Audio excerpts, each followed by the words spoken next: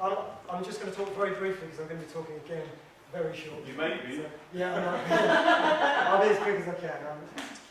I've been mentally slashing bits of my talk as I've been sitting there. So here's about the first 5 minutes distilled into a single thought. We mustn't chuck away the good bits of capitalism when we try and fix the bad bits. That's what social enterprise is all about. It's about going with the grain, but rather than trying to go against the grain, we just divert the grain into ways that are more socially acceptable. And well-being, of course, is one of those desiderata that we're looking for when we try and use capitalism to further the things that we want to achieve. Here's a good thing about capitalism. When any two people trade, they're effectively trusting each other to do each other a favour. So as trade spreads, trust spreads. Here's another good thing about capitalism. Countries that trade a lot tend to go to war a lot less. Thankfully, more and more countries are trading, and as Steven Pinker points out in his new book, The Better Angels of Our Nature, violence has been declining for long, long, long periods of time. Okay, so this is why I'm interested in social enterprise. Social enterprise is trying not to get rid of the bad bits of capitalism while working with the good bits, as it says. Okay, so I run a magazine called Cycle Lifestyle. What Cycle Lifestyle does is it tries to explain the health and well-being benefits of cycling to people in London who might otherwise not realise that's the case. It's a free magazine, and it's the only magazine in the UK designed to appeal to non-cyclists as well as cyclists, the only cycling magazine. We distribute 10,000 copies all over the capital to commuters, at train stations, to workplaces, to student unions, to local authorities, and to date we must have distributed about 70 or 80,000 copies in total. We're running something called the London Cycle Map campaign. This, I think, is the only genuine way in which Londoners can be persuaded to cycle en masse. I'm going to stick my neck out on that. Here's the problem. There are 2,000 kilometres. Shall I make that full screen? I don't know how to. If anyone knows how to. You want to take a part show, so it's actually sort of show. You carry on talking. Okay, so there's 2,000 kilometres of cycle network in London. These routes run safer, quieter, back streets. But as you can see, it's a giant spaghetti. In theory, you can get from anywhere to anywhere on this giant network in the capital, avoiding the terrible main roads and the trucks and the traffic, which is so disruptive to cyclists. But in practice, because there's no single map or decent system of signage showing how all these routes connect together, it's virtually impossible to cycle around on the London cycle network. So hundreds of millions of pounds have been spent developing this brilliant network over the last 30 years or so, and it's effectively useless to cyclists. So, a few years ago, I heard about a chap called Simon Parker, who had come up with a design for a London cycle map. What he's done is to rationalise this route information into a much easier way to understand. Now this is quite an early draft of the London cycle map. What you've got here is what he calls his compass colour system. You have parallel routes dissecting the capital at lots of different angles of the compass. So you have red east to west routes, blue north to south routes, and so on for different colours all the way around the different axes of the compass, hence the compass colour system.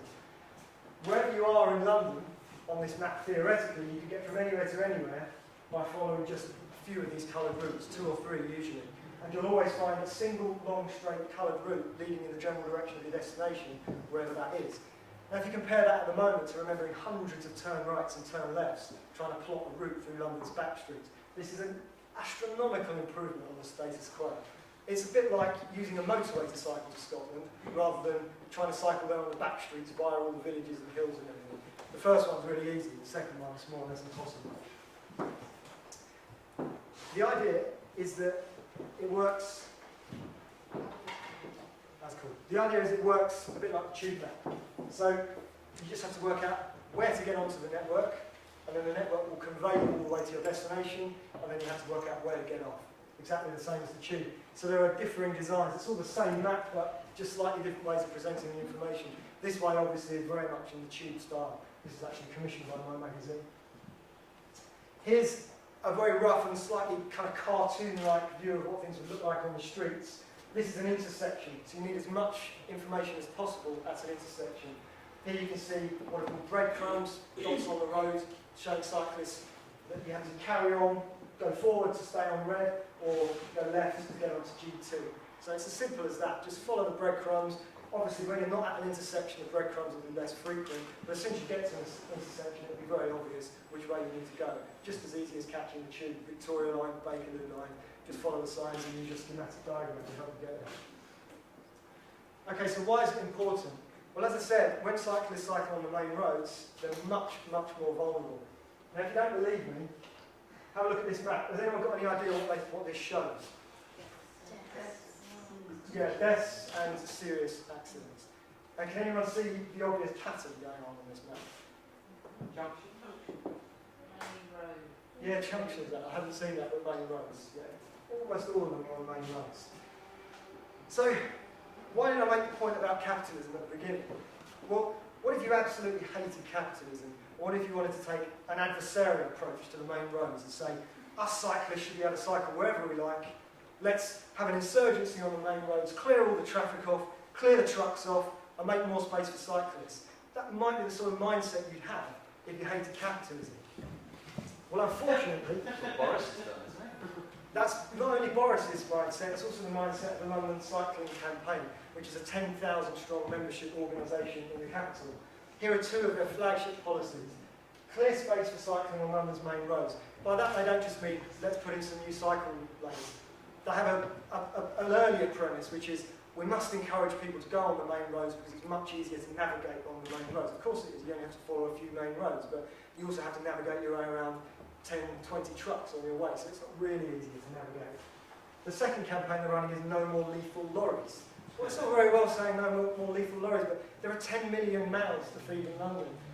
As far as I know, the London Cycling Campaign haven't come up with a better way of feeding 10 million people on a daily basis than by having a few lorries trundling around major highways in London. So somebody mentioned Boris. In my opinion, it's nothing short of an obscenity that they've built cycle superhighways on these main roads. If you just walk down to the junction there, you can see an example of a cycle superhighway. It's like putting a cycle lane in the middle of the M1.